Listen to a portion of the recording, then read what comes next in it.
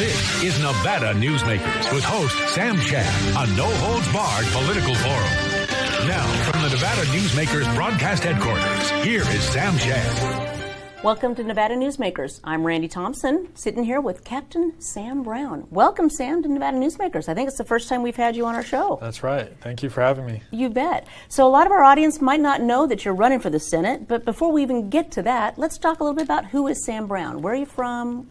How'd you join the military? What'd you do before the military? All that stuff. Yeah. So I was actually a senior in high school on 9/11 whenever our country was attacked. And I had been raised as an oldest of 5 kids in a fairly small town in Arkansas. And my father had always kind of instilled in me and my siblings a sense of duty to country and service.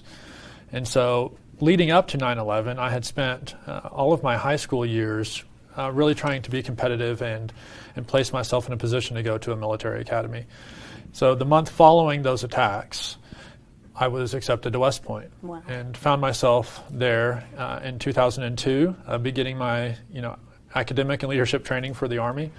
Graduated in 2006 and was an infantry officer.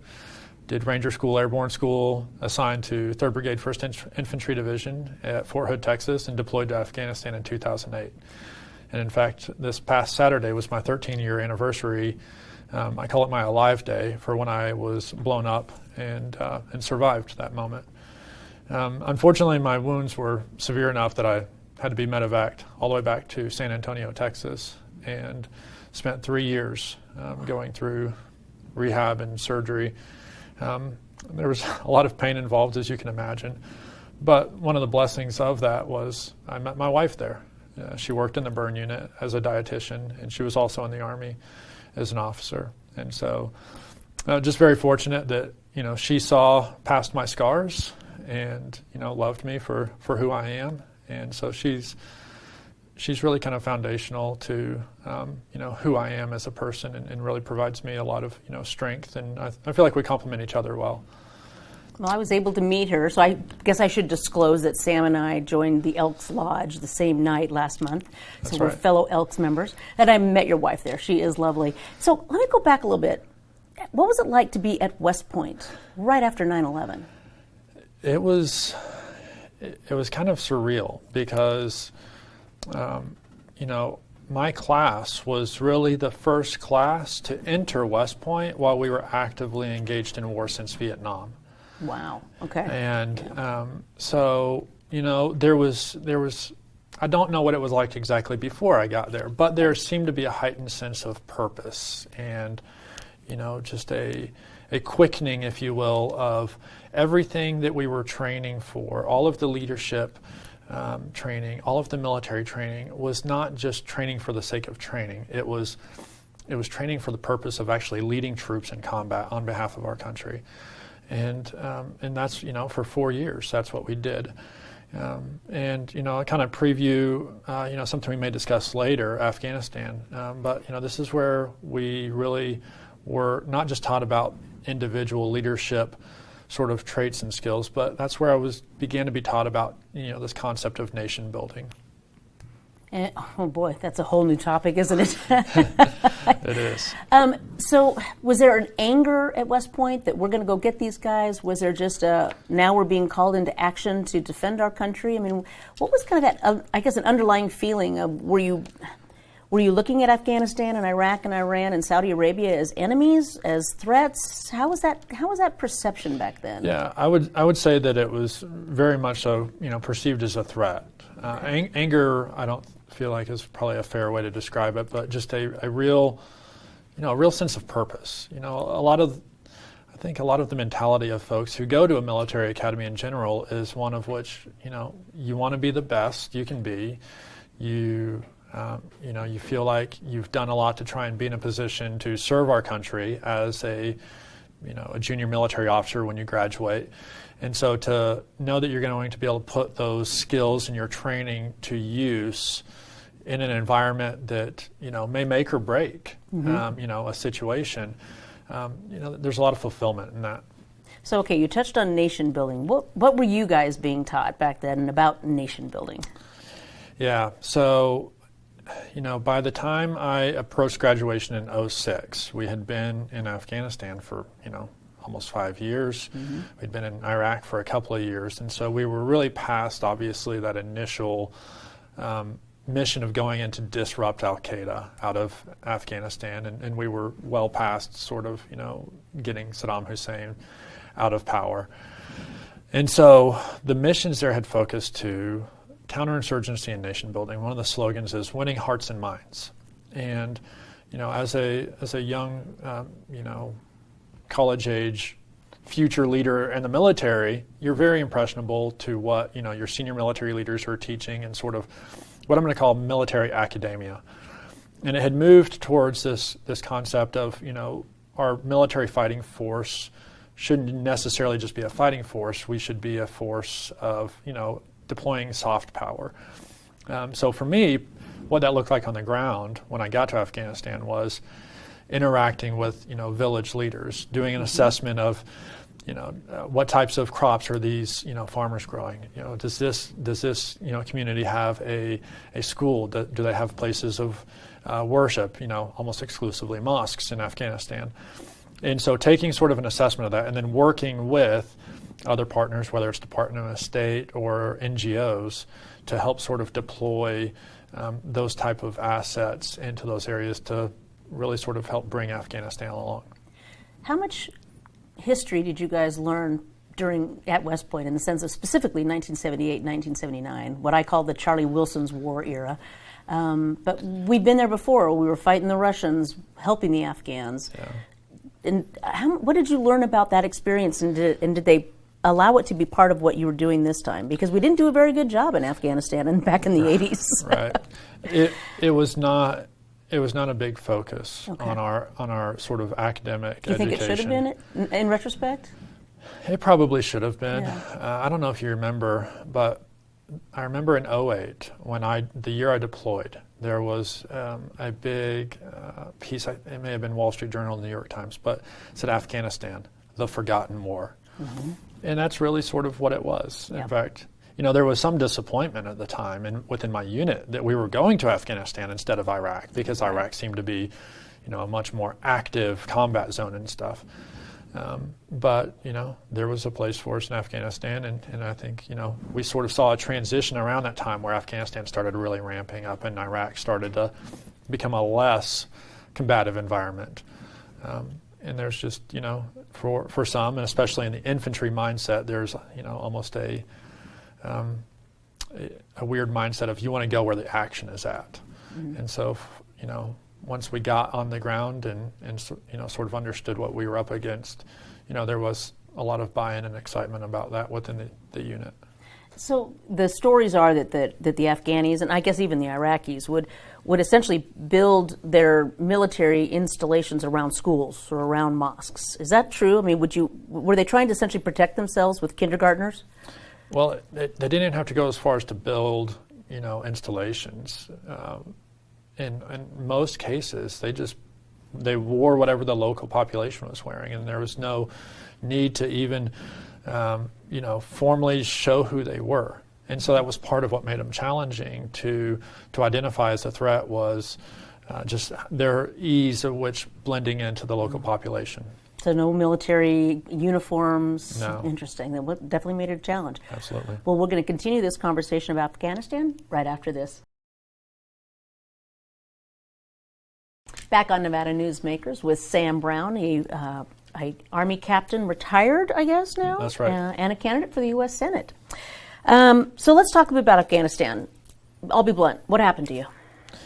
So I was blown up on a mission that was really sort of going back to the nation building concept.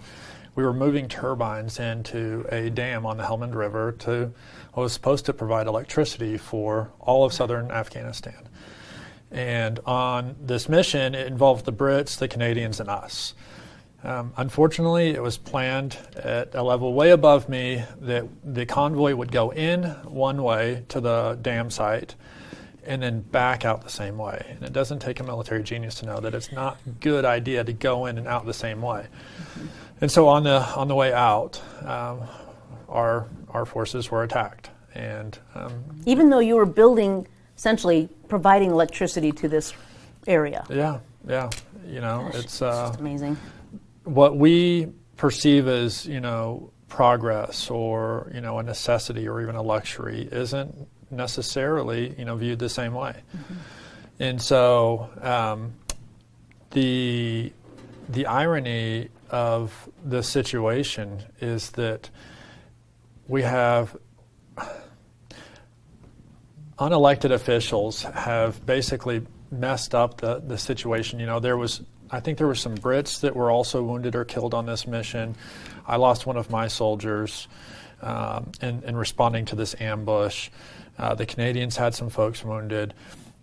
And the turbines didn't even fit into the dam. And so my brother was deployed there several years later, and he said, Sam, those turbines are sitting outside of the side of the dam, rusting to this day. Oh. But so that was the mission we were on, and a fellow classmate of mine from West Point, his platoon was ambushed, and so I was leading my guys in response to help provide support when we drove over a roadside bomb, and it basically hit right on the fuel tank of my vehicle, and you know, left me engulfed in flames. One of my soldiers was killed. 4 of us were wounded, and that's how I got here. I was burning from my knees, basically, kind of to the top of my head, and you know, left me you know, scarred physically on the outside, but you know, I still have a strong heart and a strong drive. Yeah. So part of the concern a lot of folks have said about now the way we pulled out of Afghanistan, the way we've essentially turned the country back over to the Taliban, is the frustration that soldiers feel who made the ultimate sacrifice, which is death, but you living with these scars. How are you worried about your fellow veterans right now? I am worried. Yeah. I talk to a lot of, you know, guys that I served with. You know, my brother, he did 3 tours, some of his friends, other people that are just friends, but I didn't deploy with. I mean, so I've talked to a wide band of folks, including some Vietnam veterans. I've said, hey, you know, how did you deal with this type of situation? Yeah, because they were not welcomed home. At least you guys hopefully have been welcomed home. Yeah, right? No, we've been welcomed home, which is totally different than the Vietnam veterans experience, but just sort of that sense of there was so much sacrifice made, and you know, did Vietnam conclude in a way that, you know, left people at peace? And the answer has been very loudly that people have lost trust in our government and in our officials at the White House and in our officials at the Pentagon. And not just officials, but even general officers, the people who for many of us, we looked up to as our role models, as examples of people that, you know, we wanted to grow up to model our lives after, and the type of leadership that they had. They've betrayed us. And I've had multiple people say, Sam, I felt like I was lied to. And, you know, so that's on one hand. The other hand is almost across the board, everyone is very proud of the service that they had. And for those who did sacrifice something, you know, that it was worth it in a sense of, for that brief period of time, whether it was people in Afghanistan or people in Iraq, they were given some relief from the terrors of their life by us being there. And it's a shame that our leadership has created this situation. Well, we'll take a break, come back and talk about that leadership. We'll be right back after this. This is Nevada Newsmakers. And we're back on Nevada Newsmakers talking with Sam Brown. So you've got a history of military, and now you want to run for the U.S. Senate. Well, are you doing anything else right now, or are you just running full-time for the Senate? Well, I've got a job as well. Okay. So and by job, I mean I own my own business. And so our business provides basically access to pharmacies outside of the VA network in those emergency situations that veterans can't get their medication from the VA in a timely manner, because the VA prefers to use a mail system, but you know, there's sometimes sort of emergency or urgent situations where they need medication same day of going into a clinic, And if clinics can't support that, then we help them get access to that in the private sector. So I take it you probably needed some of those medications while you were recovering, huh? That's right. Interesting. From pain becomes a business. That's right. That's awesome. So tell us now, I understand that you did run for the legislature in Texas, and then you moved to Nevada, and I'm sure you've heard it 100 times that we Nevadans don't like carpetbaggers, people that have moved here to bring their money and run for the Senate. Dissuade me of that argument. Tell me why you're a good candidate for the U.S. Senate. Yeah. Well, so I'm a good candidate for the U.S. Senate because I am not really from the political class. And it's true I did run for the Texas House at the state level, and but that was about a year after I got out of the military, and I was still looking for sort of my purpose, if you will. I was, because you got to remember, I wanted to have an entire military career that got cut short. Right. And so I'd been sort of recruited by some folks in the local community. We lived there in Dallas right after my wife got out of the military, and our kids were really young. And so didn't win that race. And, for folks that say, well, Sam moved here just, for political opportunity. I had all the political relationships I needed or wanted in Texas, and that's arguably a red state. So it would have made more sense if I wanted to climb a political ladder, I would have done that there. Okay. But our kids got to, past that toddler age, and my wife and I love the outdoors. We love the mountains. I thought I left backpacking behind when I got out of the infantry, but my wife has dragged us back into it. And so we moved here for lifestyle and to get out of a big city and be in a place that we want to raise our children. And so, I started my business here. In fact, while I was getting my business started, I worked at Amazon on the north side of Reno, packing boxes, loading trucks. I wanted to get away from that sort of rat race of politics and just the big city lifestyle. And so that's what brought us here. But what makes me good for this race is that I do have sort of what I call the everyday man and woman experience. Our kids have gone to school here in the public schools. I've worked both in, a fulfillment center packing boxes and sort of have that experience, and now I run my own business. We're salt of the earth people who don't come from a political, family dynasty, or, I didn't start as someone's, chief of staff and sort of work my way up, through the political ranks. I'm not a career politician. I'm running because Americans and Nevadans need someone who will be a voice and a champion for our issues and for our needs. And the political class has been using, different sort of topics and issues and basically our well-being as pieces on a chessboard for far too long, that every 2 years they go activate a base or go raise money off of this or that. And it's to stay in power. And we need something to disrupt that. And that's what I'm here for, is to be a champion for kind of the everyday man and woman. Well, I think Trump is probably the biggest disruptor we've had in politics in a while, but it also shows that change can be good. It can be divisive, but it can be good to bring in a new perspective. What's your pathway to victory? You're going up against a man who's already won statewide, who's got the family legacy, who's got the money. What's your pathway to victory? I think the pathway is clearly really just sort of biographical and purpose-minded.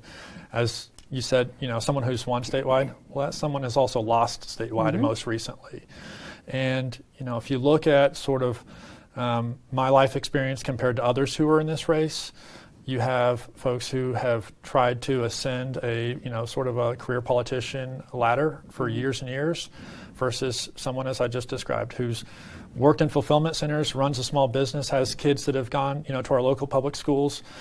The policies and the impact of what our electeds have placed on us, I live with and I live under, and I haven't tried to exempt myself from that. And so, that's, people are ready for and are resonating with wanting something different and not divisive, but different and representative of them. And that's what I offer. Well, I will always credit anybody with running for office. So first, thank you for putting your name on the ballot. Whether I vote for them or not, I still admire anybody. Having done it myself, I admire anybody who puts their name on the ballot. Thank you for your service. Thank you for your sacrifice for our country. And good luck in your race. And we'll be right back.